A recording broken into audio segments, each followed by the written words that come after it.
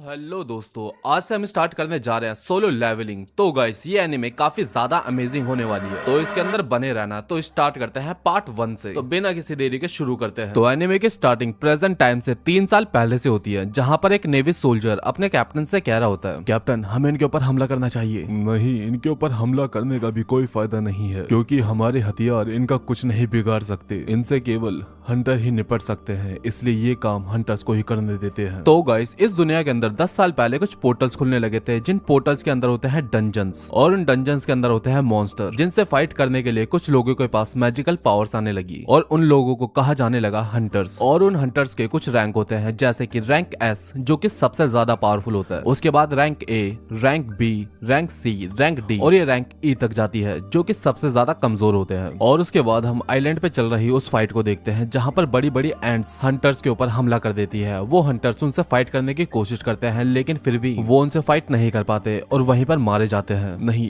ये काम हम जैसे निचले रैंक वालों का नहीं है। और वो एंट्स उन्हें खाने जा रही होती है, लेकिन तभी एक बंदा आकर उस एंट के ऊपर अटैक करके उससे दूर कर देता है, और वो अपने हीलिंग मैजिक से उसे हील करने लगता है। क्या बात है, मेरे जख्म भर रहे हैं। लेकिन कुछ एंट्स उस बंदे के ऊपर पीछे से हमला कर देती है, लेकिन उसके दोस्त आकर उसे बचा लेते हैं। दरअसल ये लोग एस रैंक के हंटर होते हैं, जिनके पास हीलिंग, लाइटनिंग और हल्क जैसी पावर होती है, और ये तीनों एस रैंक के हंटर्स उन चींटियों को बड़ी आसानी से हरा देते हैं। और तभी वहां पर व्हाइट कलर की एक विशालकाय एंट आ जाती है, जिसे देखकर ये लोग कहते हैं, मुझे नहीं लगता कि ये बॉस होगी। मुझे तो लगता है कि ये इस टीम की कमांडर है। और ऐसा बोलकर ये उस एंट से फाइट करने लग जाते हैं, और फिर ये बहुत खतरनाक तरीके से लाइटनिंग का यूज करके और उसी चींटी के दांत निकाल के उस चींटी को मार देते हैं। और तभी वहां पर और भी सारी व्हाइट एंट आ जाती है, और ये देखकर ये बंदा खुद को एक मॉन्स्टर में ट्रांसफॉर्म कर लेता है, और सेकंड हंटर भी अपनी लाइटनिंग पावर का लेवल अप कर लेता है। और हम उसी आइलैंड के दूसरी तरफ देखते हैं, जहां पर एक हंटर की टीम के सामने रेड एंड व्हाइट कलर की एंट की एक सेना खड़ी होती है। कमांडर चोई, हम सब तैयार हैं। और ये कमांडर चोई भी एक ऐसा रंग का हंटर होता है जो फायर मैजिक का यूज करता है, और ये अपने फायर मैजिक का यूज करके उन एंट के ऊपर आग लगा देता है। लेकिन चोई के इस अटैक से एंट्स को ज्यादा फर्क नहीं पड़ता, और एंट्स फायर के अंदर से निकलने लगती है। अच्छा, चलो ठीक है, फाइट शुरू करते हैं। और फिर उसके बाद हम प्रेजेंट टाइम में आ जाते हैं, जहां पर एक कंस्ट्रक्शन साइट के पास एक पोर्टल खुल जाता है, और उसके लिए वहां पर कई सारे लो रैंक के हंटर आते हैं, जिसमें किम और पार्क भी होते हैं। और फिर उसके बाद हम हमारी कहानी के मेन कैरेक्टर को देखते हैं, जिसका नाम संग जिन वो होता है। और उसे देखकर सब लोग हैरान हो जाते हैं और उससे उसका हालचाल पूछने लगते हैं। अरे कैसे हो जिनवू? अरे जिनवू कैसे हो तुम? हे संग, कैसे हो तुम? हाँ मैं बढ़िया हूँ। और ये देखकर पार्क किम से पूछता है, भाई ये क्या चल रहा है यहाँ पर? ये बहुत ज्यादा स्ट्रांग है क्या? जो देखो इसे ही पूछे जा रहा है। लेकिन किम हंसते हुए कहता है कि यार ये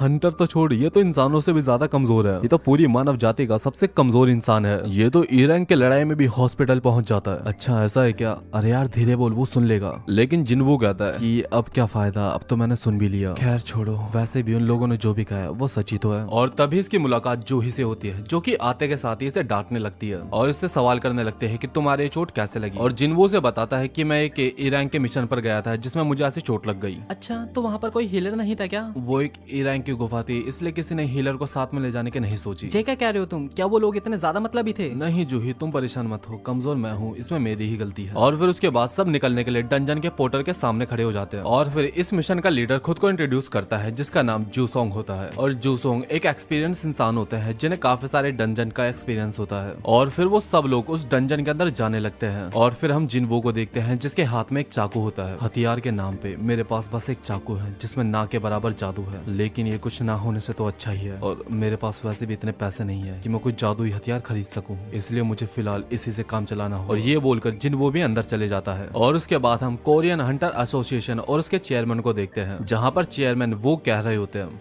तुम जानते हो हमें डंजन से काफी सारी चीजें मिलती है, जैसे कि जादुई हथियार और माना क्रिस्टल, और सबसे ज्यादा कीमती होते हैं ये एजन स्टोन, जिन्हें केवल ताकतवर मॉन्स्टर को मारकर ही पाया जा सकता है। लेकिन तुम जानते हो सरकार इन्हें एक पावर सोर्स की तरह देखती है। सरकार इनके इस्तेमाल से एक ऐसी एनर्जी बनाना चाहती है जो कि जिंदगी भर कभी खत्म ही ना हो। और फिर उसके बाद हम डंजन के अंदर का सीन देखते हैं, जहाँ पर जिनवू को एक माना क्रिस्टल मिल जाता है।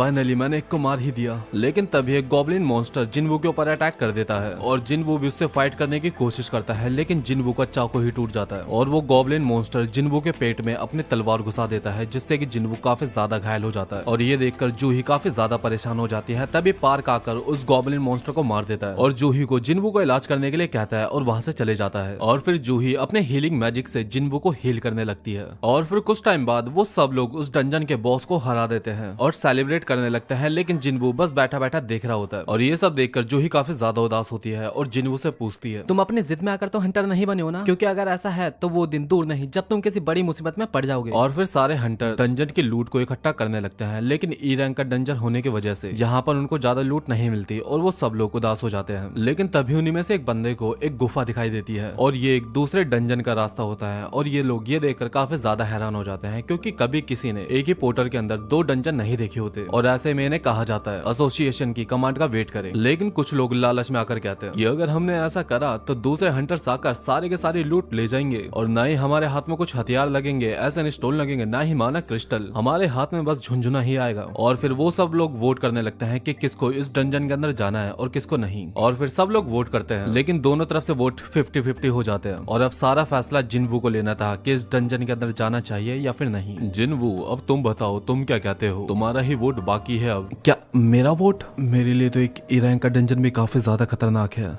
लेकिन पापा के गायब होने के बाद घर की सारी जिम्मेदारियां मेरे ऊपर ही आ चुकी है। मुझे मेरी माँ का इलाज भी करवाना है और बहन की पढ़ाई के खर्चे के भी पैसे चाहिए। नहीं, मैं से हार नहीं मान सकता। और फिर जिनवू भी इस डंजन के अंदर जाने के लिए हाँ कर देता है। और फिर उसके बाद हम हंटर सिलेक्शन सेंटर को देखते हैं, जहाँ पर हंटर्स को एक ब्लैक कलर के बड़े बोल के ऊपर हाथ रखने के लिए कहते हैं, जिससे कि उनके अंदर के पावर का पता चलता है और उससे ही उन्हें रैंक दी जाती है। और हम देखते हैं यहाँ पर एसोसिएशन के काफी सारे लोग भी होते हैं जो कि इन हंटर को अपने गिल्ड में शामिल करना चाहते हैं। हेलो सर, एक बी रैंक और 2 सी रैंक के हंटर हमारी गिल्ड में शामिल होने के लिए राजी हो चुके हैं। और उसके बाद गिल्ड मास्टर चोई कहते हैं, एज या जेंडर से फर्क नहीं पड़ता, मायने ये रखता है क्या वो अपनी जान को जोखिम में डाल सकते हैं। और उसके बाद हम शहर के अंदर का सीन देखते हैं, जहाँ पर 2 चोर एक लेडीज का पर्स चुरा कर भाग रहे होते हैं, लेकिन तभी एक लड़की इनके ऊपर से कूदकर इनसे वो पर्स छीन लेती है। और ये लड़की और कोई नहीं, एस रैंक की हंटर चाहिन होती है, जो कि काफी ज्यादा स्ट्रॉन्ग हंटर होती है। और उसके बाद हम डंजन के अंदर का सीन देखते हैं। वैसे यार हमें यहाँ पर चलते हुए कितना टाइम हो चुका होगा? 40 मिनट हो चुके होंगे। वैसे भी राजा के मरने के बाद डंजन का गेट 1 घंटे तक खुला रहता है, इसका मतलब अब हमारे पास खाली 20 मिनट है। और ऐसी ही बातें करते हुए वो लोग डंजन के अंदर जा रहे होते हैं और जिनवू जूही से माफी मांगता है उसे डंजन के अंदर लाने के लिए, लेकिन जूही उसके ऊपर चिल्लाते हुए कहती है कि तुम अभी अभी मरने वाले थे और तुम फिर दोबारा से किसी डंजन के अंदर आ चुके हो। तुम जानते भी हो कि मैंने कितनी मुश्किल से हीलिंग मैजिक से तुम्हें ठीक करा है, लेकिन तुम्हें तो कोई परवाह ही नहीं है। अच्छा सॉरी यार, अब मेरे ऊपर तुम इतना चिल्लाओ मत। नहीं, सॉरी से काम नहीं चलेगा। यहाँ से निकलने के बाद तुम्हें मुझे पार्टी देनी पड़ेगी। और फिर उसके बाद हम एसोसिएशन के चेयरमैन को देखते हैं, जो कि टीवी पर लाइव आकर कह रहे होते हैं, तो आप सभी लोगों का स्वागत है। मेरा नाम है गोगन ही और मैं हंटर एसोसिएशन का चेयरमैन हूँ। और आप में से कुछ लोग ऐसे होंगे जिन्हें हंटर बनना पसंद है और किसी को ये रास्ता बिल्कुल पसंद नहीं। लगभग 10 साल पहले ये पोर्टल्स हमारी दुनिया में खुलना स्टार्ट हुए थे, लेकिन अभी भी ऐसी काफी सारी बातें हैं जिनके बारे में हमें नहीं पता। और हंटर्स बनना अपनी जान को जोखिम में डालना है और आपको कोई भी काम लापरवाही से नहीं करना चाहिए। और फिर हम उन हंटर्स को देखते हैं जो कि एक बड़े से गेट के पास पहुंच जाते हैं और वो इस बड़े से गेट को देखकर थोड़ा सा हैरान होता है, क्योंकि ऐसा कभी उन्होंने पहले नहीं देखा होता। लेकिन फिर भी वो हिम्मत करके उस गेट को खोलते हैं और गेट को ओपन करते ही वहाँ पर ब्लू कलर्स की काफी सारी फ्लेम्स चल जाती है। अरे वाह, ये तहखाना तो काफी मस्त लग रहा है यार। और फिर वो सभी लोग उस तहखाने के अंदर आते हैं, जहाँ पर बड़े बड़े स्टैचू रखे होते हैं, जो कि देखने से ऐसे लग रहे होते हैं जैसे कि किसी वॉरियर के स्टैचूज है। और वो हंटर्स बातें कर रहे होते हैं कि यार ये स्टैचूज कैसे यहाँ पर, और कुछ के हाथ में तो इंस्ट्रूमेंट्स भी है। और जिनवू भी वहाँ पर एक स्टैचू को देख रहा होता है, जो कि अपने थ्रोन पर बैठा होता है और देखने से ऐसा लग रहा होता है जैसे कि ये कोई किंग हो। और ये सभी लोग बातें कर रहे होते हैं कि यहाँ पर तो एक भी मॉन्स्टर नहीं है। और तभी ये लोग इस स्टैचू के पास जाते हैं, जहाँ पर कुछ लिखा होता है, गार्टनेट मंदिर के कुछ जरूरी नियम। पहला नियम,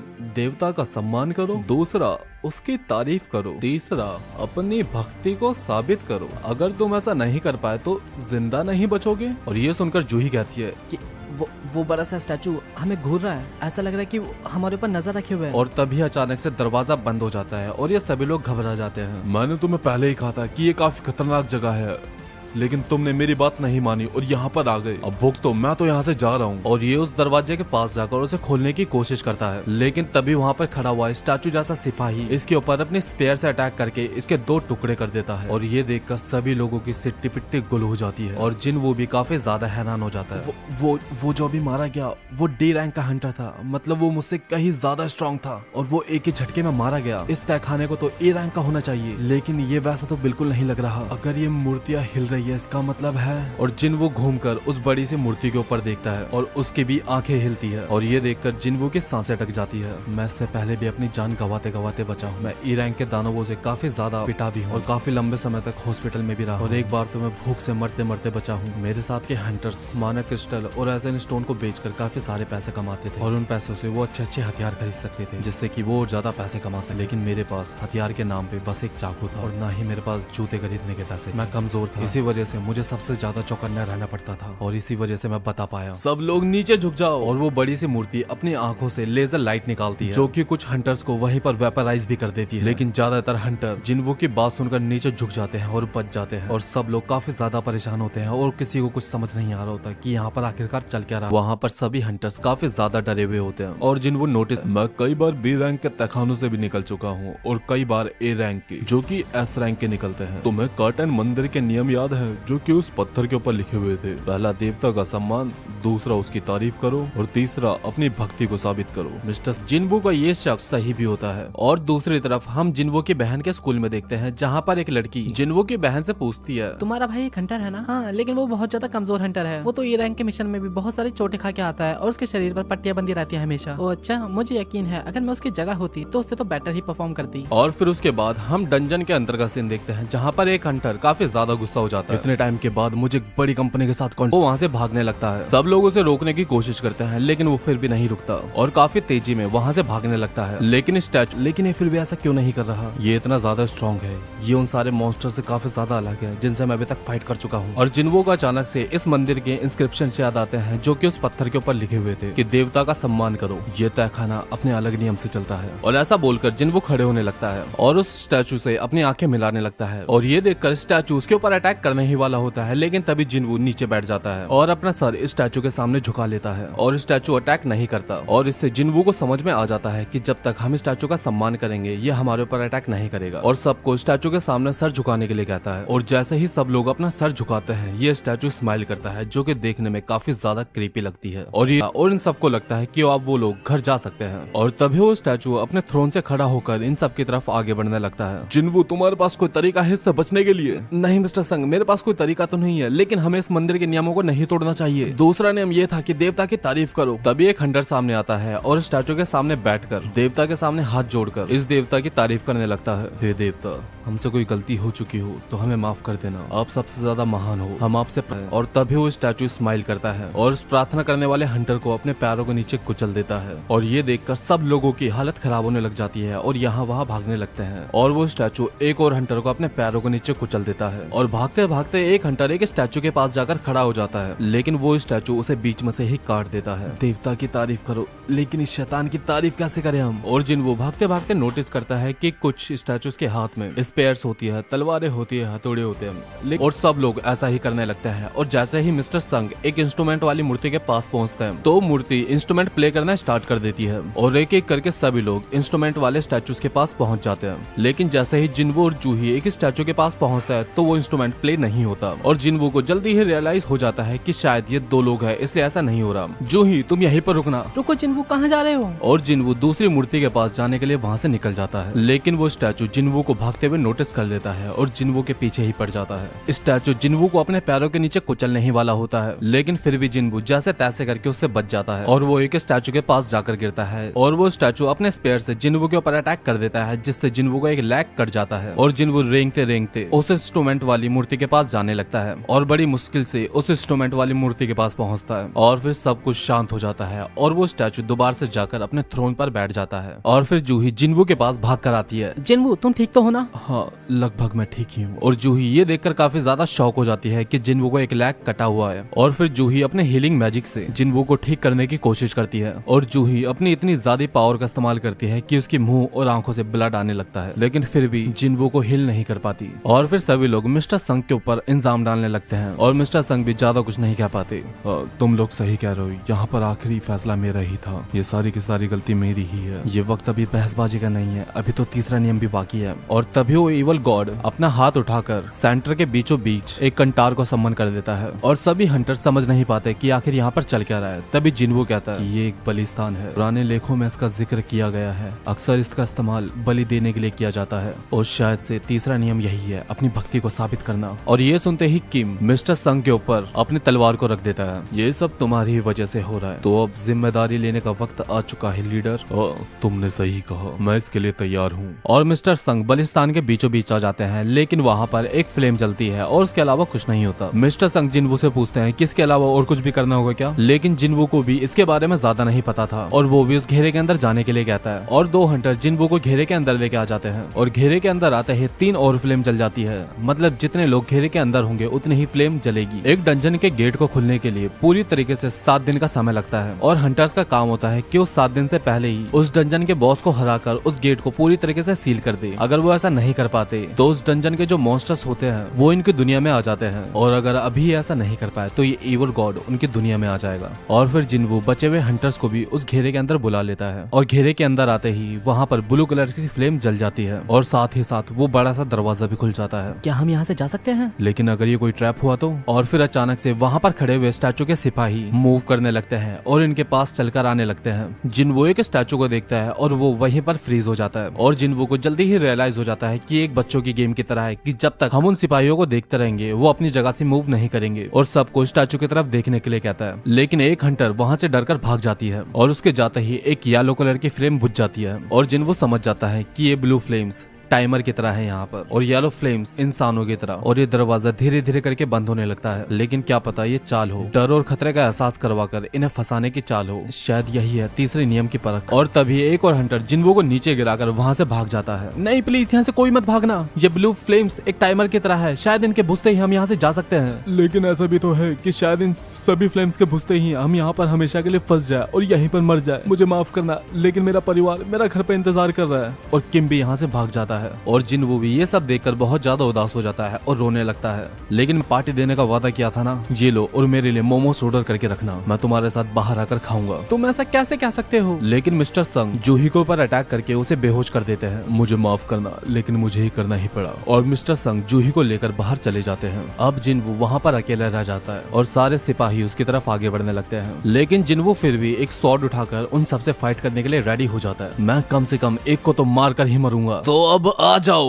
और वो सिपाही जिन्वो के ऊपर अटैक कर देता है, लेकिन जिन्वो जैसे तैसे डॉज कर देता है और दूर जाकर गिरता है। और एक सैनिक जिन्वो के ऊपर अपने स्पेयर से अटैक कर देता है और जिन्वो का एक हाथ कट जाता है। मैंने यहाँ पर अपनी पूरी कोशिश करी और अब मैं इस तरीके से यहाँ पर मरने जा रहा हूँ। क्या बकवास है। मैंने खुद को ताकतवर बनाने की पूरी कोशिश करी, मैंने अपनी पूरी जी जान लगा दी। सारे सिपाही जिन्वो के ऊपर अटैक कर रहे होते हैं और जिन्वो बैठे बैठे अपनी लाइफ के बारे में सोच रहा होता है कि वो अपनी जिंदगी में कुछ ज्यादा खास कर नहीं पाया और बस खुद को ही कोसे जा रहा था। मेरा भी एक परिवार है और मैं भी घर पर जिंदा लौटना चाहता हूँ, लेकिन अच्छा है ना कि मैं यहाँ पर मरने के लिए अकेला ही हूँ। कम से कम वो लोग तो अपनी फैमिली के साथ एक खुशहाल जिंदगी जी सकेंगे। और वो सिपाही जिन्वो को उठाकर उस बलिस्तान पर लिटा देते हैं और जिन्वो की हालत बहुत ज्यादा खराब होती है। और वो सिपाही जिन्वो के ऊपर अटैक करके जिन्वो को वहीं पर खत्म कर देते और वो आखिरी फिल्म भी बुझ जाती है। और फिर हमारे सामने एक स्क्रीन खुलती है जिसके ऊपर लिखा होता है courage of the week, you have acquired the qualification to be a player, will you accept. तुम्हारा दिल धड़कना बंद कर देगा अगर तुमने इसे 0.02 सेकंड में एक्सेप्ट नहीं करा। और जिन्वो जीना चाहता था इसलिए उसे एक्सेप्ट कर लेता है। और फिर लिखा आता है congratulation on becoming a player. और तभी जिन्वो की आंखें एक हॉस्पिटल के बेड पर खुलती हैं जहां पर वो खुद को सही सलामत पाता है। हॉस्पिटल? मेरा हाथ भी ठीक है और पैर भी,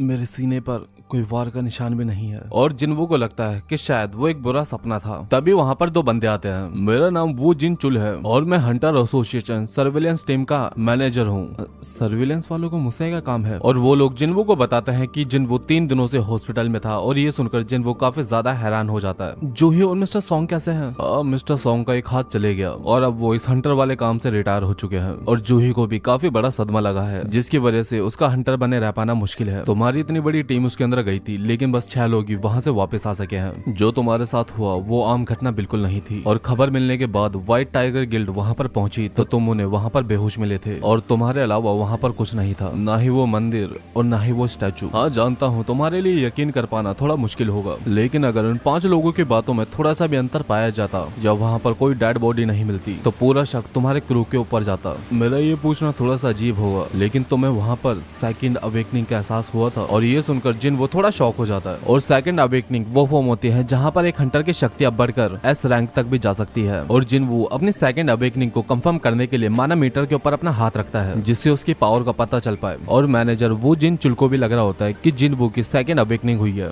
लेकिन टेस्ट करने के बाद उसका माना लेवल केवल 10 आता है, और फिर वो लोग वहाँ से जाने लगते हैं। एक ई रैंक के हंटर का माना भी 70 से ज्यादा होता है, ये तो बस एक आम इंसान है। और फिर उनके जाने के बाद जिन वो अपने बेड के ऊपर लेटा होता है, और जिन वो अपने सामने चल रही स्क्रीन के बारे में बातें करता है। कितनी अजीब बात है, क्या उन्होंने ये नोटिस नहीं करा? शायद इन्हें मैं ही देख सकता हूँ। और जिन वो उस स्क्रीन को टच करने की कोशिश करता है, लेकिन वो टच पैनल नहीं था, और तभी जिन्हा वहाँ पर आ जाती है, और आते के साथ ही वो जिनबू को डांटने लग जाती है। तुम्हें अपना ख्याल रखना आता है या नहीं? तुम्हें पता है मैं कितना ज्यादा घबरा गई थी, बाकी के हंटर्स को तो कुछ नहीं होता, पता नहीं मुसीबत तुम्हें ही कैसे पकड़ लेती है। और जिन्हा कहती है कि अगली बार से ऐसा कुछ हुआ तो मैं स्कूल छोड़कर कोई जॉब ढूंढ लूंगी, ताकि तुम्हें ये हंटरगिरी ना करनी पड़े। अच्छा ठीक है, मैं समझ गया। और फिर जिनवू जिन्हा से उस स्क्रीन के बारे में पूछने लगता है, वैसे क्या तुम इस स्क्रीन को देख सकती हो? तुम किस बारे में बात कर रहे हो? और इससे ये पता चलता है कि वो स्क्रीन जिनवू के अलावा किसी और को दिखाई नहीं देती। नहीं कुछ नहीं। वैसे जिन्हा तुम गेम खेलती हो ना, तो तुम मुझे बता सकती हो कि अनरीड मैसेज को कैसे रीड करते हैं? क्या तुम प्लीज मुझे बता सकती हो? तुम आज गेम की बातें कैसे कर रहे हो? खैर छोड़ो, उसके लिए तुम्हें मैसेज बॉक्स को खोलना पड़ेगा और तुम फिर मैसेज रीड कर सकते हो। तभी जिनवू की स्क्रीन पर कुछ नोटिफिकेशंस आते हैं, you have become a player and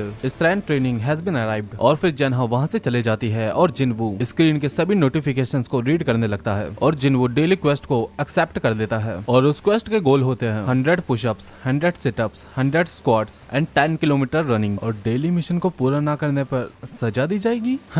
ये सब क्या मजाक चल रहा है यहाँ पर। और दूसरी तरफ जिनचुल अपने चेयरमैन से बात कर रहा होता है, सर जी मुझे नहीं लगता कि जिनवू की अवेकनिंग हुई है। हमें खुश नसीब होना चाहिए कि डंजन के अंदर दरार नहीं आई, लेकिन फिर भी हमें इसे एक स्पेशल केस बनाकर इस मिशन की जांच करनी चाहिए। और दूसरी तरफ हम हंटर एसोसिएशन के हेडक्वार्टर को देखते हैं, जहाँ पर चोई जाहिन से कह रहा होता है, मैं चाहता हूँ कि आप इस बार की बी रैंक की रेड में हिस्सा ले और एक इंस्ट्रक्टर के तौर पर वहाँ पर जाए। इंस्ट्रक्टर? मुझे नहीं लगता कि मैं ये काम कर पाऊंगी। अरे आप ये काम बिल्कुल अच्छे से करोगी, क्योंकि आप हो इस काबिल। बाकी के हंटर्स आपको देखकर अपने आप ही सीख जाएंगे। ये हंटर्स गिल्ड दुनिया की 5 सबसे बड़ी गिल्ड में से एक है, लेकिन दुनिया फिर भी हमें नहीं जानती अभी तक। और हम शहर के अंदर का सीन देखते हैं, जहाँ पर रोड के बीचों बीच एक और नया डंजन खुल जाता है। और फिर हम हॉस्पिटल के अंदर का सीन देखते हैं, जहाँ पर जिनवू सो रहा होता है और रात के 12 बज जाते हैं, लेकिन जिनवू ने वो डेली क्विज पूरा नहीं करा होता, जिसकी वजह से जिनवू को एक पेनल्टी मिलती है और वो एक रेगिस्तान जैसी जगह पर आकर फंस जाता है। रेगिस्तान? ये क्या हो रहा है? कहीं मैं दोबारा से कोई सपना तो नहीं देख रहा? और तभी जिनवू के पीछे एक बड़ा सा सेंटीपीड मॉन्स्टर आ जाता है, और जिनवू की स्क्रीन पर उसका मिशन आता है, जिसमें 4 घंटे इस जायंट सेंटीपीड से सरवाइव करना होता है। और यहाँ पर कुछ नर्सेस जिनवू को ढूंढने के लिए आते हैं, लेकिन जिनवू अपने बेड पर नहीं होता, और वो नर्सेस जिनवू को चारों तरफ ढूंढने लगती है, लेकिन यहाँ पर जिनवू उस जायंट सेंटीपीड से बच ही रहा होता है बस। और जिनवू इतना भागता है कि उसकी हालत खराब हो जाती है, और वो सेंटीपीड उसके ऊपर अटैक करने के लिए उसके पास आने ही वाला होता है, लेकिन क्विज खत्म होने में बस 4 सेकंड का वक्त रह जाता है। और जैसे ही वो सेंटीपीड जिनवू के ऊपर अटैक करता है, जिनवू रियल वर्ल्ड में आ जाता है और आकर अपने सामने वाली दीवार से टकरा जाता है। और इसी के साथ जिनवू का पेनल्टी क्विज कंप्लीट हो जाता है। और फिर उसके बाद हम 4 दिन आगे का सीन देखते हैं, जहाँ पर जिनवू अपना डेली क्विज कंप्लीट करने के लिए रेडी हो रहा होता है। और दूसरी तरफ हम जूही को देखते हैं, जिसके पास एक डी रेड के डंजन का मिशन आता है, लेकिन जूही उस रेड में जाने के लिए मना कर देती है। और तभी फोन वाला बंदा बताता है कि मैंने सुना है कि जिनवू को होश आ चुका है और वो अब ठीक भी हो रहा है। और ये सुनकर जूही भी खुश हो जाती है और जिनवू से मिलने के लिए हॉस्पिटल आ जाती है, लेकिन जिनवू ग्राउंड में अपनी डेली क्विज कर रहा होता है। और उसे देखकर कुछ नर्सेस बोलती है कि इन्हें जब से होश आया ये अपनी डेली ट्रेनिंग करते हैं। मैंने सुना है कि हंटर जल्दी ही रिकवर हो जाते हैं, लेकिन शायद इन्हें थोड़ी रेस्ट करना चाहिए इस वक्त। और ये सुनकर जूही उदास होकर वहाँ से चली जाती है। और फिर जिनवू का डेली क्विज कंप्लीट हो जाता है और जिनवू चेयर के ऊपर रेस्ट करने के लिए बैठ जाता है। और क्विज कंप्लीट होने के बाद जिनवू को 3 तरह के रिवॉर्ड मिलते हैं। पहला है फुल रिकवरी, जिससे कि जिनवू की सारी थकावट चली जाती है। और दूसरा है एबिलिटी पॉइंट, जिससे जिनवू अपनी कोई भी एबिलिटी बढ़ा सकता है, जैसे कि स्ट्रेंथ, स्टैमिना, स्पीड या फिर इंटेलिजेंस भी। लेकिन जिनवू का पूरा फोकस होता है अपनी स्ट्रेंथ को बढ़ाने में। और जिनवू का तीसरा रिवॉर्ड है लूट बॉक्स, लेकिन जिनवू को लूट बॉक्स से अभी तक कुछ खास नहीं मिलता, जिससे जिनवू को बस अभी तक पेन और बैंडेजेस ही मिले हैं। लेकिन इस बार उसे एक मैजिकल की मिली है, जिससे कि वो डी रैंक वाले डंजन में डायरेक्टली टेलीपोर्ट हो सकता है। लेकिन फिर जिनवू उस स्टैचू खर्चों को याद करके डर जाता है। और उसके बाद जिन्वो अपनी मॉम से मिलने के लिए हॉस्पिटल आ जाता है और 4 साल पहले उसकी मॉम अचानक से बेहोश हो गई थी और डॉक्टर्स उसे बताते हैं ये वो बीमारी है जो कि डंजन्स के सामने आने के बाद नजर आई थी। ये हर 10,000 लोगों में से एक को होती है। बस ऐसा माना जाता है कि ये माना के ज्यादा करीब रहने से होता है। खैर जो कुछ भी हो, लेकिन आजकल की मॉडल दवाइयाँ इस प्रॉब्लम को सॉल्व नहीं कर सकती। और हॉस्पिटल का खर्चा उठाने के लिए जिन्वो एक कंस्ट्रक्शन साइट पर वर्कर बन जाता है, लेकिन फिर उसे अपने अवेकनिंग का एहसास होता है और उसके बाद वो एक ए रैंक का हंटर बन जाता है। और अब जिन्वो को लगने लगता है कि वो हॉस्पिटल का खर्चा बड़े आसानी से उठा लेगा, लेकिन कमजोर होने की वजह से वो बस अपनी टीम के ऊपर बोझ ही बना रहा। और उसके टीममेट्स उसे कहते थे, अरे तेरे से कितनी बार बोला कि पीछे ही खड़े रहे, ये पता नहीं कमजोर ई रैंक वाले लोग मिशंस में क्यों आ जाते हैं। और उन सब की ये सारी बातें सुनकर जिन्वो मन ही मन उदास हो जाता है। इसलिए इस वक्त जिन्वो का पूरा फोकस अपने स्ट्रेंथ पॉइंट बनाने पर है और वो सारी बातें सोच सोच कर जिन्वो डिसाइड करता है कि अब तो वो स्ट्रॉन्ग बनकर ही रहेगा। और फिर उसके बाद जिन्वो एक जगह पर आ जाता है जहाँ पर वो डी डंजन के पोर्टल को खोलता है और अकेला ही उसके अंदर चले जाता है ताकि वो स्ट्रॉन्ग बन सके। और जिन्वो के अंदर आते ही वो डंजन का गेट बंद हो जाता है और जिन्वो डर जाता है। ये डंजन कोई आम डंजन नहीं है, लेकिन ये उन रेड गेट की तरह ही लग रहा है मुझे। मैं तो भागने की सोच रहा था, लेकिन अब तो मैं भाग भी नहीं पाऊंगा। तभी जिन्वो के सामने एक नोटिफिकेशन आता है जिसके ऊपर टेलीपोर्टेशन स्टोन का जिक्र होता है, जो कि यहाँ से निकलने में जिन्वो की मदद करेगा। लेकिन उससे पहले जिन्वो को एक डंजन का मिशन कंप्लीट करना पड़ेगा। और जिन्वो हिम्मत करके उस डंजन के अंदर चले जाता है। और तभी कुछ आगे चल के जिन्वो का सामना 3 गॉब्लिन से हो जाता है और जिन्वो तो एक गॉब्लिन को भी नहीं हरा पाता और इस बार 3-3 है। ये देखकर जिन्वो काफी ज्यादा डर जाता है और वो तीनों गॉब्लिन जिन्वो के ऊपर एक साथ अटैक कर देते हैं, जिससे जिन्वो को उनसे फाइट करने में काफी ज्यादा दिक्कत आती है और जिन्वो तो उनसे बस डॉज ही कर रहा होता है। तभी एक गॉब्लिन जिन्वो को दूर फेंक देता है और जिन्वो का बैग भी नीचे गिर जाता है। और तभी जिन्वो हिम्मत करके खड़ा होता है और एक गॉब्लिन के ऊपर अटैक कर देता है और वो इन 3 गॉब्लिन में से एक को खत्म भी कर देता है। लेकिन अभी भी 2 गॉब्लिन बाकी थे, पर अब जिन्वो उनसे फाइट करता है और एक गॉब्लिन के सर में चाकू घुसा देता है और दूसरे गॉब्लिन की गर्दन काट देता है। और ऐसे करके जिन्वो बड़ी मुश्किल से उन तीनों गॉब्लिन्स को हरा देता है। मुझे लगता है कि मैं ताकतवर हो गया हूँ। लेकिन तभी जिन्वो के पीछे से एक वुल्फ आता है जो जिन्वो के ऊपर सरप्राइज अटैक करके जिन्वो के चाकू को तोड़ देता है। मैं नोटिस कर पा रहा हूँ कि ये उन दानवों से काफी ज्यादा अलग है। और जिन्वो उस वुल्फ को देखकर इतना ज्यादा घबराने लगता है कि उसके पैर कांपने लगते हैं और वो वुल्फ जिन्वो के ऊपर अटैक करके जिन्वो के फेस पर कट लगा देता है, जहाँ पर कोई भी हीलर नहीं है। अगर मैं यहाँ पर घायल हुआ तो मेरा पत्ता कट जाएगा यहीं पर। और अब वो वुल्फ जिन्वो के ऊपर अटैक करने के लिए उसके ऊपर छलांग लगाता है और वुल्फ जिन्वो के ऊपर अटैक कर देता है, लेकिन जिन्वो जैसे तैसे डॉज करके वुल्फ से दूर हो जाता है। और जिन्वो नोटिस करता है कि उसकी एथलेटिक एबिलिटी काफी ज्यादा बढ़ चुकी है और अब वो टाइगर श्रॉफ की तरह यहाँ से वहाँ छलांगे लगा सकता है। और फिर वो वुल्फ दोबारा से जिन्वो के ऊपर अटैक करने के लिए आता है। मैं भला कब तक ऐसा डरता रहूंगा इससे, और अब बहुत हुआ।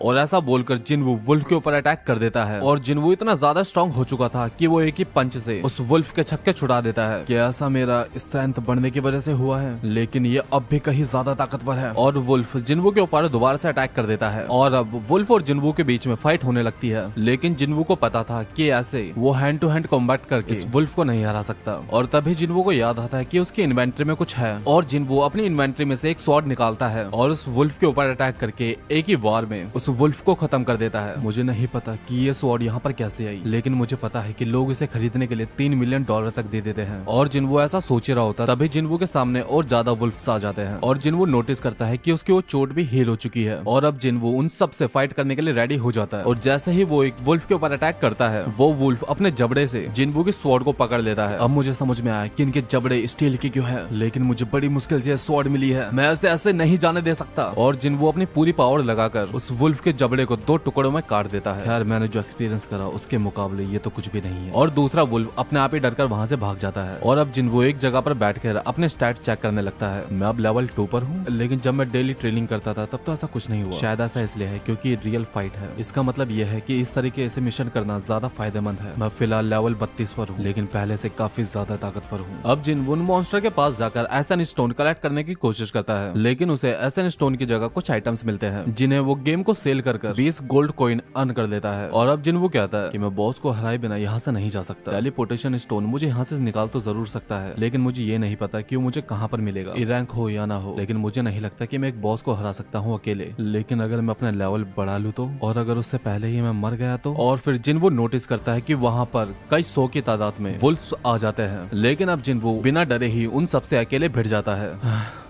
मैं इतनी आसानी से हार नहीं मानूंगा और ना ही तुम सब मानोगे, तो चलो आ जाओ। और जिनवू अपने पास्ट की यादों को याद करता है और उन वुल्फ से फाइट करने लगता है। जिनवू जैसे जैसे वुल्फ्स को मारते जाता है उसका लेवल अप होते जाता है और सारे वुल्फ को किल करने के बाद उसे एक टाइटल मिलता है वुल्फ असैसिन का। और इतनी ज्यादा फाइट करने के बाद जिनवू के स्वॉर्ड्स में काफी ज्यादा क्रैक्स आ जाते हैं और जिनवू अपनी इन्वेंट्री में देखता है मेरे पास वुल्फ के 34 दांत हैं, 2 ओल्ड नाइफ्स है और एक जादुई कोट है और सबसे जरूरी चीज मेरे पास अब टेलीपोर्टेशन स्टोन भी है। तो क्या मुझे लौट जाना चाहिए? लेकिन शायद ही मुझे स्ट्रॉन्ग बनने का मौका दोबारा से मिलेगा। और ये सोचकर जिनवू आगे बढ़ जाता है और फिर हम जूही को देखते हैं जिसके पास हंटर एसोसिएशन से कॉल आता है। खाने के प्लेट में दरार आ चुकी है और हमें यहाँ पर आपकी काफी ज्यादा जरूरत है क्योंकि यहाँ पर एक भी हीलर नहीं है। और जूही जिनवू की उसी ट्रेनिंग को याद करती है कि जिनवू लोगों की मदद करने के लिए कितनी ज्यादा हार्ड ट्रेनिंग कर रहा है और उसे भी ऐसा ही कुछ करना चाहिए। और फिर जूही उस रेड के लिए मान जाती है। ठीक है, मैं समझ गई। और फिर जिनवू मंकी और ब्लैक पैंथर जैसे मॉन्स्टर्स को हराता है जिससे कि उसका लेवल काफी ज्यादा बढ़ जाता है। और जैसे जैसे जिनवू का लेवल बढ़ रहा था उसके लिए मॉन्स्टर को हराना उतना ही ज्यादा आसान होता जा रहा था। अब शायद मुझे इस गेम के बारे में समझ में आ रहा है। अगर सफेद में लिखा है इसका मतलब वो मुझसे कमजोर है, ऑरेंज मतलब वो मेरे लेवल के हैं और रेड मीन्स वो मुझसे ज्यादा ताकतवर है। और जिन मॉन्स्टर का रंग पहले लाल था अब उनका रंग सफेद है। और अब जिनवू इतना ज्यादा स्ट्रॉन्ग बन चुका था कि उसे मॉन्स्टर्स की प्रेजेंस भी फील होने लगी थी। मैंने उस मॉन्स्टर को देखा तो नहीं है लेकिन मैं महसूस करके बता सकता हूँ कि जो सीढ़ियों के नीचे है वो काफी ज्यादा स्ट्रॉन्ग है। और अब जिनवू का लेवल भी 15 हो चुका था और उसकी तलवार भी कभी भी टूट सकती है। लेकिन फिर भी जिनवू उस मॉन्स्टर से फाइट करने के लिए नीचे चले जाता है। और जब जिनवू वहां पर पहुंचता है तो वहां पर काफी ज्यादा सन्नाटा होता है और जिनवू एक जगह पर खड़ा हो जाता है। और तभी कोई अचानक से आकर जिनवू के ऊपर सरप्राइज अटैक कर देता है जिससे जिनवू की स्वॉर्ड टूट जाती है। और फिर जिनवू के सामने एक बड़ा सा स्नेक मॉन्स्टर आता है और उसका नाम होता है ब्लू वेनम फैंग कसाका जो कि इस डंजन का बॉस होता है। और उसका नाम ऑरेंज में लिखा होता है जिसका मतलब है कि वो जिनवू जितना ही स्ट्रॉन्ग है। और कसाका से फाइट करते वक्त जिनवू अपने मन में कहता है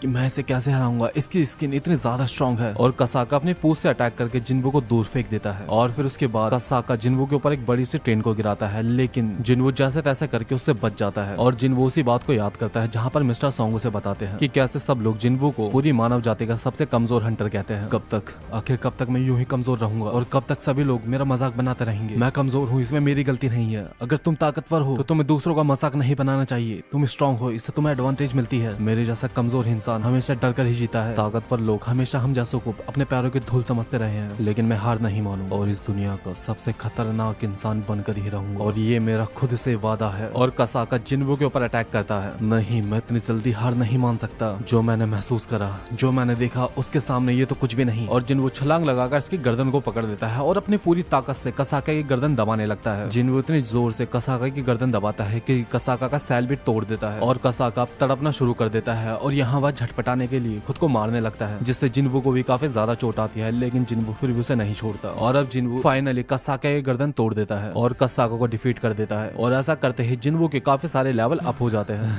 शायद अब मैं पहले से काफी ज्यादा स्ट्रांग बन चुका हूँ। और कसाका को डिफीट करने के बाद उसे एक स्वॉर्ड मिलती है जो कि कसाका के दांतों से ही बनी होती है और साथ ही साथ उसे कसाका का वेनम भी मिलता है। और अब डंजन के बॉस को डिफीट करने के बाद जिनवू डंजन से बाहर रियल वर्ल्ड में आ जाता है और बाहर आते ही जिनवू को एक सोल्जर देख लेता है और सोल्जर स्वॉर्ड देखते के साथ ही समझ जाता है कि जिनवू एक हंटर है। और वो सोल्जर जिनवू को बताता है कि यहाँ पर एक डंजन ब्रेक डाउन हुआ है और हंटर ने सभी मॉन्स्टर्स को हरा दिया सिवाय एक को छोड़कर। जिनवू अपने परसेप्शन एबिलिटी का यूज करके जल्दी ही पता लगा लेता है कि वो और कोई डंजन का बॉस है। और यहाँ पर कुछ हंटर्स उस बॉस से फाइट कर रहे होते हैं लेकिन वो उस बॉस का ज्यादा कुछ नहीं उखाड़ पाते क्योंकि उसकी स्किन काफी ज्यादा हार्ड होती है। और जिनवू भी दूर खड़े खड़े उनको देख रहा होता है। जल्दबाजी में बनाई हुई टीम है तो ये तो होना ही था। जहाँ पर 8 E रैंक वाले और 2 D रैंक वाले हैं, हीलर्स भी है 2 D रैंक और 1 B रैंक। और जिनवू नोटिस करता है कि वहाँ पर जूही भी होती है जो कि काफी ज्यादा घबराई हुई होती है। हे लड़की, तुम वहाँ पर खड़ी खड़ी करके रही हो? बी रैंक के हंटर हो, कुछ तो करो। हाँ, रुको, कुछ करती हूँ अभी। और जूही अपने मैजिक का इस्तेमाल करती है लेकिन पुराने ख्याल जूही के माइंड से अभी तक गए नहीं थे और माइंड फोकस ना होने की वजह से वो मैजिक का यूज नहीं कर पाती। और जिनवू उनकी मदद करने का डिसाइड करता है। ये एक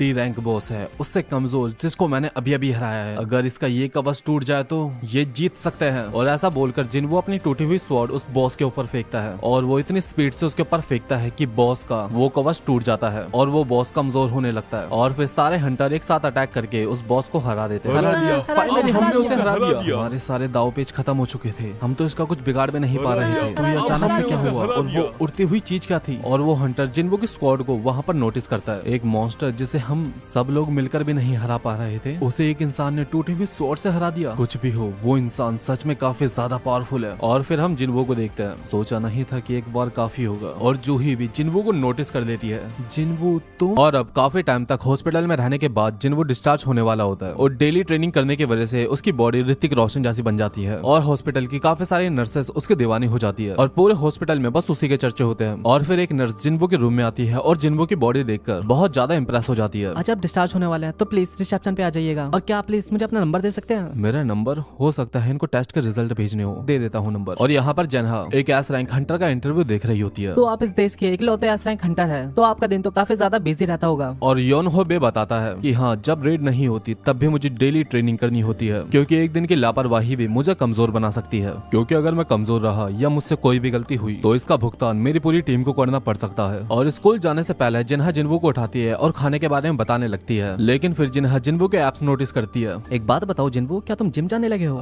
नहीं, ऐसा तो नहीं है, मैं बस थोड़ी सी एक्सरसाइज करता हूँ। अरे तुम्हारी तो लंबाई भी बढ़ती जा रही है, ये भी एक्सरसाइज करने की वजह से हुआ है क्या? खैर जो भी हो, मैं तो स्कूल जा रही हूँ। और जाने से पहले जिन्वो जिन्हा को एक अम्ब्रेला देता है, रख लो इसे, आजकल की बारिश का कोई भरोसा नहीं है। यार मेरे मसल तो काफी ज्यादा बन गए, अगर ऐसा ही रहा तो मैं तो जल्दी ही ग्रे गॉड बन जाऊंगा। और फिर जिन्वो अपने डेली क्वेस्ट को देखता है जहाँ पर बस 10 किलोमीटर रनिंग बची होती है, लेकिन जिन्वो उसे बाद में करने की सोचता है। और फिर जिन्वो अपने स्टैट चेक करता है जहाँ पर उसके पास अभी भी 12 पॉइंट्स बचे होते हैं। मुझे इन्हें कहाँ पर यूज करना चाहिए? माना ताकतवर काफी जरूरी है, लेकिन अगर मैं स्पीड से हमला ही नहीं कर सका तो उसका क्या फायदा? क्योंकि फुर्ती भी जरूरी है और पहले से अंदाजा लगाना भी। और जिन्वो 12 पॉइंट्स का इस्तेमाल अपने स्ट्रेंथ, एजिलिटी एंड परसेप्शन में कर लेता है। और फिर जिन्वो के पास घर के मकान मालिक का कॉल आता है और वो जिन्वो से किराए के लिए कहता है। अच्छा, अगर तुम्हारे पास अभी किराया नहीं है तो हम इसे बाद में भी ले सकते हैं। अरे नहीं नहीं, ऐसा नहीं है, मैं आपके लिए अभी किराया लेकर आता हूँ। और जिन्वो सोचता है कि मुझे नहीं पता कि ये मेरी रीअवेकनिंग है या फिर कुछ और, लेकिन अब मैं गॉब्लिन जैसे मॉन्स्टर को यूं ही चुटकियों में मसल सकता हूँ, इसलिए मेरे लिए अब रेड में पैसे कमाना ज्यादा मुश्किल नहीं हो सकता। चलो फिर देखते हैं। ज्यादा पैसे कमाने के लिए मुझे हायर रैंक वाले डंजन्स में जाना पड़ेगा, लेकिन मेरे जैसे ए रैंक वाले को हायर रैंक वाले डंजन में कोई नहीं लेगा। लेकिन अगर मैं री एग्जाम देकर अपनी रैंक बढ़वा लूँ तो, लेकिन फिर इससे सबको पता चल जाएगा। और वैसे भी दुनिया में ऐसा कोई हंटर नहीं है जो कि वक्त के साथ ताकतवर होता चला जाए। नहीं नहीं, मुझे ऐसा नहीं करना चाहिए। जब तक मैं अपनी शक्तियों के बारे में अच्छे से नहीं समझ लेता तब तक तो बिल्कुल नहीं। तभी जिन्वो के सामने एक नई डंजन का नोटिफिकेशन आता है और जब जिन्वो वहाँ पर पहुँचता है तो उसके सामने उसकी टीम खड़ी होती है। मेरा नाम है डॉनसुक। हाँ, मेरा नाम संग जिन्वो है। तभी डॉनसुक के पीछे से एक बंदा बोलता है, अरे मैं तो इसे जानता हूँ, इसे तो मानव जाति का सबसे कमजोर हंटर कहा जाता है। और वो लोग जिन्वो का मजाक बनाने लगते हैं कि बस करो, अब इतना भी मजाक मत बनाओ। और डॉनसुक बताता है कि हमें रैंक से कोई फर्क नहीं पड़ता, ये सी रैंक का एक तखाना है और हमें अंदर जाने के लिए 8 लोग चाहिए। और देखो, तुम्हारा वहाँ पर लड़ने का कोई काम नहीं है, इसलिए लूट में तुम्हारा कोई हिस्सा नहीं होगा, लेकिन इसके बावजूद भी हम तुम्हें 20 लाख येन देंगे और तुम्हारा काम होगा हमारे बैग और हमारे हथियार उठाना। और डॉनसुक जिन्वो को एक कॉन्ट्रैक्ट देता है जिसमें लिखा होता है, तुम्हारे साथ तहखाने में जो भी होगा उसकी जिम्मेदारी हमारी नहीं होगी। लेकिन फिर भी जिन्वो उसे एक्सेप्ट कर लेता है। और तभी वहाँ पर टीम का 8वां मेंबर भी आ जाता है जिसका नाम जिन्हो होता है और वो एक डी रैंक का हंटर होता है और उसके पास काफी महंगे महंगे इक्विपमेंट्स होते हैं। डी रैंक और ऐसा कवच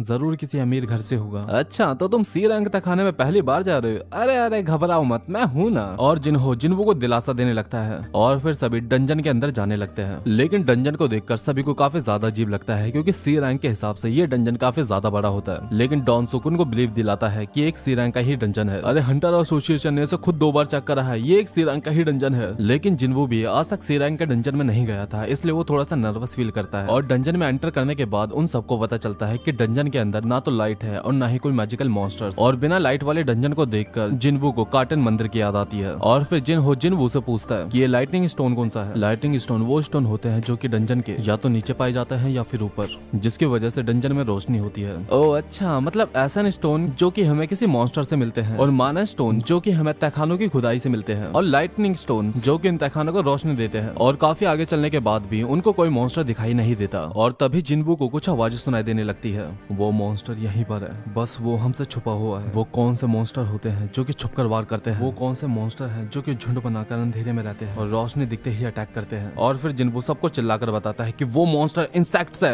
और सभी लोग अलर्ट हो जाते हैं और वो सभी लोग चारों तरफ देखने लगते हैं। और अब आवाजें और तेज आने लगती है और किसी को पता नहीं चलता कि वो मॉन्स्टर्स कहां से आएंगे। और तभी जिन्वो अपने प्रिसिशन एबिलिटी का यूज करके पता लगा लेता है कि वो मॉन्स्टर ऊपर से आएंगे। और तभी ऊपर से सैकड़ों की तादाद में मॉन्स्टर आ जाते हैं और सभी हंटर्स उनसे फाइट करने लगते हैं। हैं, लेकिन जिनहो और जिनवो बस खड़े खड़े देखते हैं और उनके सामान का ध्यान रखते हैं। इनका कोऑर्डिनेशन काफी अच्छा है। जाहिर सी बात है कि ये काफी लंबे समय तक एक दूसरे के साथ काम करते रहे हैं और फिर वो सभी मॉन्स्टर्स को हरा देते हैं। और फिर डॉनसुक जिनवो को शुक्रिया अदा करता है क्योंकि जिनवो ने सभी को उन मॉन्स्टर्स की लोकेशन के बारे में बताया था। फिर वो उन मॉन्स्टर्स के पास एसन स्टोन कलेक्ट करने के लिए जाते हैं, लेकिन वो देखते हैं कि उनकी बॉडी पर बाइट का एक बड़ा सा निशान होता है। देखिए, क्या ऐसा हो सकता है कि यहाँ पर इनसे कोई ताकतवर मॉन्स्टर भी हो ना हो यहाँ पर कोई ऐसा मॉन्स्टर है जो कि इनसे भी ज्यादा ताकतवर है। और फिर जिनवो जिनहो से कहता है कि तुम्हारे इक्विपमेंट्स काफी महंगे हैं ना, लेकिन मुझे ऐसा पता नहीं क्यों फील हो रहा है कि हमें थोड़ा संभल कर रहना चाहिए। और फिर वो काफी लंबे समय तक तहखाने में चलते हैं जहाँ पर वो लंच भी करते हैं। और जिनहो जिनवो से कहता है कि इतना भारी बैग लेकर इतने लंबे तहखाने में चलना काफी मुश्किल होता होगा ना, लाओ मैं तुम्हारी थोड़ी सी मदद कर देता हूँ। लेकिन जिनवो ऐसा करने के लिए मना कर देता है। खाली सामान उठा के चलने के 20 लाख येन, ये तो काफी अच्छी डील है, लेकिन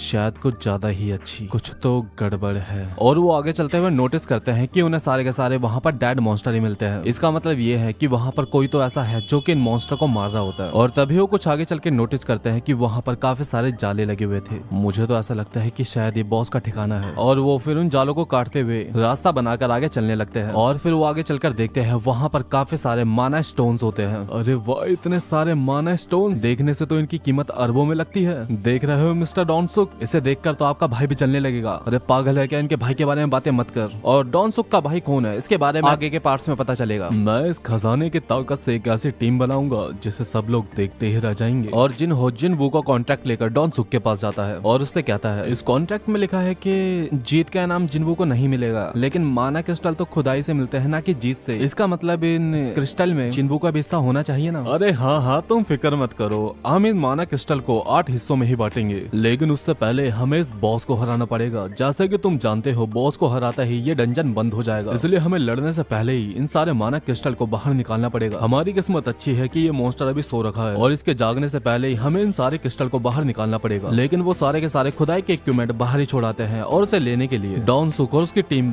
बाहर चले जाती है और जिनवो और जिनहो को यहीं पर छोड़कर चले जाते हैं। और तभी जिनवो को उनकी कही हुई एक बात याद आती है कि वो हमेशा ऐसी ही रेड परफॉर्म करते हैं, मतलब हमेशा। इसका मतलब यह है कि इन्होंने सी रैंक का डंजन पहले भी क्लियर कर चुके हैं और नियम कहता है कि सी रैंक के डंजन के लिए इनके पास 8 लोग होने चाहिए, लेकिन इनके पास तो एक हीलर भी नहीं। तभी डॉनसुक अपने टीममेट को कहकर बॉस के डंजन को बंद करवा देता है और जिनहो और जिनवो वहीं पर फंस जाते हैं। और जिनवो को मिस्टर संग की बात याद आती है कि जिनवो, तुम्हें इस काम में काफी गलत लोग मिलेंगे और डंजन के अंदर हादसों को छुपाना काफी आम बात है। और वैसे भी डंजन्स के अंदर कोई कैमरा होता ही नहीं। अगर कोई जिंदा गवाह नहीं, इसका मतलब कोई सबूत भी नहीं। और आइसोलेटेड होने की वजह से कुछ लोग डंजन के अंदर क्राइम बड़ी आसानी से परफॉर्म कर सकते हैं। और जिनहो इस बात से काफी फ्रस्ट्रेट होने लगता है कि वो कुछ माना क्रिस्टल के लिए उन लोगों को यहाँ पर मरने के लिए छोड़ गए। और ब्लास्ट की आवाज सुनकर डंजन का बॉस जग जाता है। अब वो मॉन्स्टर जिनवो और जिनहो के सामने आकर खड़ा हो जाता है, एक सी रैंक का मॉन्स्टर और एक ई रैंक का हंटर।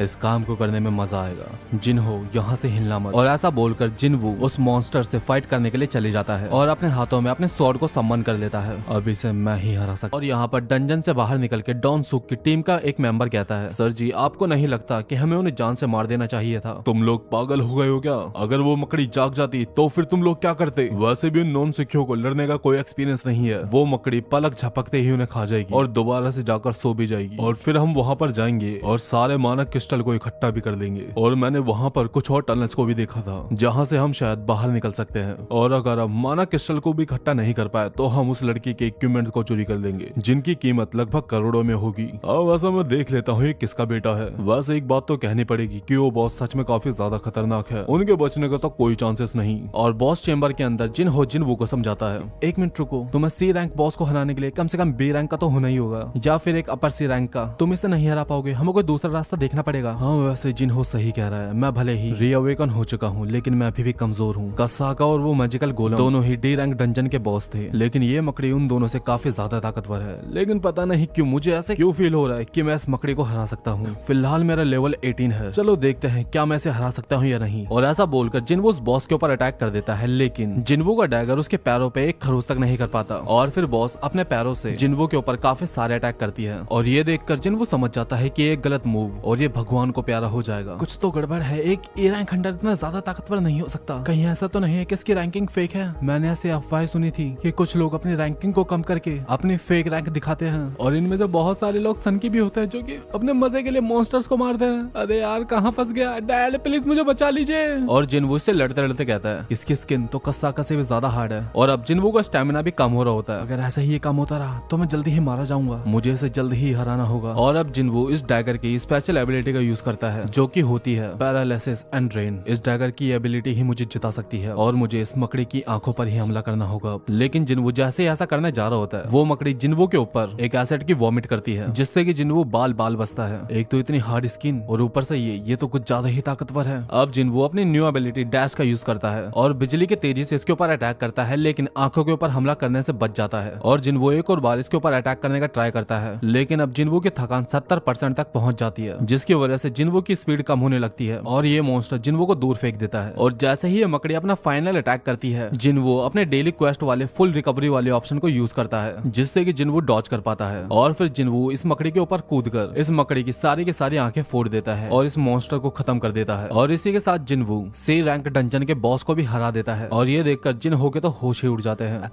अरे भैया आप ठीक तो हो ना? अरे काम करिए, सारा सामान मैं उठा लेता हूँ, अब पानी पी लीजिए। और आप बिल्कुल भी टेंशन मत लेना, ये सारी की सारी खुदाई मैं ही करूंगा। अरे मैं ही करूंगा सारी की सारी खुदाई। इसे क्या हो गया? और फिर डोंग सुक की भी टीम यहाँ पर पहुंच जाती है और ये लोग हैरान हो जाते हैं कि उन्होंने सी रैंक डंजन के बॉस को कैसे हरा दिया। और इन सबको लगता है कि ये सारा काम जिन हो के वेपन की वजह से हुआ होगा। ए चोमू, तेरा वेपन काफी इंटरेस्टिंग है। तो उस कंस्ट्रक्शन कंपनी का मालिक का बेटा है ना? अच्छा, मैं तुझे एक ऑफर देता हूँ, जिनवू को मारकर हमारी टीम में आ जा, वरना तो यहाँ से जिंदा वापस नहीं लौट पाएगा। चल अब जल्दी बता तू क्या करना चाहता है। वैसे भी इस डंजन में जो भी होगा वो यहाँ से बाहर नहीं जा पाएगा। अब ये मत कहना कि तेरे जैसा डी रैंक हंटर इस जैसे छछुंदा से डरता है। लेकिन जिनहो ऐसा करने से मना कर देता है और जिनवू की रक्षा करने लगता है। और जैसे ही डॉन सुक की टीम इनकी तरफ आगे बढ़ने लगती है, जिनवू के पास एक इमरजेंसी क्वेस्ट का नोटिफिकेशन आता है जिसमें लिखा होता है कि कुछ लोग प्लेयर को जान से मारना चाहते हैं और दुश्मनों से अपनी जान बचाओ, और अगर ऐसा नहीं किया तो तुम्हें भारी पेनल्टी मिलेगी। और तभी क्यू होन अपनी बॉम्ब एबिलिटी का यूज करता है और जिनवू के ऊपर अटैक करके उसे दूर फेंक देता है और जिनवू काफी सारे पत्थरों के नीचे दब जाता है। जिनवू, मुझे लगता है कि तुम मर चुके हो। मैं कैसे भूल गया कि ये वो दुनिया है जहाँ पर ताकतवर लोग ही जिंदा बच पाते हैं। ये दुनिया जो कि भरी पड़ी है अहंकार, धोखेबाज और मतलबी लोगों से। मैं ये कैसे भूल सकता हूँ, कैसे भूल सकता हूँ मैं ये सारी बातें। दुश्मन, हाँ, ये सिस्टम मुझे इन्हें जान से मारने के लिए कह रहा है। क्या ये सिस्टम मुझे जिंदा रखने की कोशिश कर रहा है? लेकिन क्यों? हाँ, ये सिस्टम मुझे बचाना चाहता है और सिस्टम चाहता है कि मैं और भी ज्यादा ताकतवर बनूं। अच्छा ठीक है, अगर तुम मुझे इस्तेमाल करना चाहते हो तो मैं भी तुम्हें इस्तेमाल करूंगा। और फिर जिनवू वापस अपने पैरों पर खड़ा हो जाता है। अब यार, तूने उसके ऊपर अपनी पूरी ताकत से हमला भी नहीं करा गया? मैं भूल गया था कि तुम जैसे ताकतवर इंसान हम जैसे को अपने पैरों की धूल समझते हैं, लेकिन तुम एक बात भूल रहे हो, वक्त आने पर एक शिकारी भी शिकार बन जाता है। और ये सुनकर सभी लोग घबरा जाते हैं। अरे सर आप पीछे जाइए, इसको मैं देखता हूँ। क्या बे, शिकारी ही शिकार बन जाता है? क्या बे साले, तो कुछ ज्यादा ही नहीं बोल रहा? शिकारी शिकार बन जाता तो शिकार करेगा हमारा? क्या बे साले, कमजोर से ज्यादा ही बोलता है तू? क्या बे कमजोर? और ऐसा बोलते ही जिनवू अपने डैगर से उसका सेकंड में ही गला काट देता है और ये देखकर सभी लोग घबरा जाते हैं। ये क्या हुआ अभी? ये तो एक डी रैंक का हंटर था, इसने उसे कैसे मार दिया? ये मामूली सा ई रैंक का हंटर उसे कैसे मार सकता है? और जिनवू ने पहली बार किसी की जान ली है, भले ये सिस्टम के इशारों पर चल रहा है, लेकिन जिनवू अब एक मर्डरर बन चुका है। लेकिन जिनवू और कर भी क्या सकता था? अगर जिनवू ऐसा नहीं कर सकता तो ये सिस्टम जिनवू की धड़कनों को रोक देता, लेकिन अब इसमें कोई भी कुछ नहीं कर सकता। जिनवू एक क्रिमिनल बन चुका है और यही, लेकिन जिनवू की स्पीड काफी ज्यादा तेज होती है और अपनी डैश एबिलिटी का यूज करके इन सब के अटैक्स को काउंटर कर देता है और उसके बदले में उनके ऊपर अटैक भी करता है और पैरालाइज और ड्रेन एबिलिटी का यूज करके 2 हंटर्स को मार देता है। और तभी एक्सबो वाला हंटर जिनवू के ऊपर अटैक करने की सोचता है, लेकिन जिनवू उससे पहले ही उसकी जान ले लेता है। क्यू वॉन अपनी बॉम्ब एबिलिटी का यूज करके जिनवू को घायल करने की कोशिश करता है, लेकिन जिनवू एबिलिटी का यूज करता है और अपने शरीर को आयरन से भी ज्यादा हार्ड बना लेता है और स्पीड से जिनवू के ऊपर अटैक करने की कोशिश करता है, लेकिन जिनवू उसका मुंह पकड़ के जमीन में घुसा देता है। और ये देखकर डॉन सुक के होश उड़ जाता है, एक और क्वेस्ट भी कंप्लीट हो जाता है। और ये सब देखकर जिनहो को उल्टी आने लगती है और बॉस के हारने के बाद डंजन टूटने लगता है और फिर जिनहो और जिनवू सही सलामत बाहर आ जाते हैं। और जब इंस्पेक्शन के लिए हंटर एसोसिएशन के ऑफिसर यहाँ पर आती है और वो ये देखकर काफी ज्यादा हैरान हो जाते हैं कि एक डी रैंक और एक ई रैंक हंटर को छोड़कर सभी लोग कैसे मर गए। और जिनहो के वेपन्स को देखकर इस ऑफिसर को लगता है कि पक्का जिनहो ने ही सभी मॉन्स्टर्स को मारा होगा इतने महंगे वेपन होने की वजह से, और जिनवू तो कहीं कोने में छुप गया होगा, और जिनवू को एक इमरजेंसी क्वेस्ट पूरा करने की वजह से एक नई स्किल मिल जाती है जिसका नाम होता है मर्डरस इंटेंट, जिसका यूज करके यह अपने किसी भी अपोनेंट की 50% एबिलिटी को गिरा सकता है। और मिशन कंप्लीट होने के बाद अचानक से बारिश होने लगती है और जिनवू अपने मन में कहता है, शुक्र है मैंने जिन्हा को अमलाला दे दिया था। और यहाँ पर होटल के अंदर हम एक आदमी को देखते हैं, और कौन है ये आदमी इसका हमें आगे के पार्ट में पता चलने वाला है। तो गाइस यही थी आज की वीडियो। आई होप आपको वीडियो पसंद आई होगी, और हाँ मैं जानता हूँ कि फिलहाल वीडियो जल्दी जल्दी आ रही है क्योंकि गाइस आप सभी का प्यार ही इतना ज्यादा है। तो इस वीडियो का टारगेट रखते हैं 3 कमेंट्स, नहीं इस वीडियो का टारगेट रखते हैं 3 लाइक्स। हाँ क्योंकि 2 तो मैं अपने चैनल से कर ही लूंगा ना। तो गाइस मिलते हैं नेक्स्ट वीडियो में, तब तक के लिए सभी को दत्ते बायो।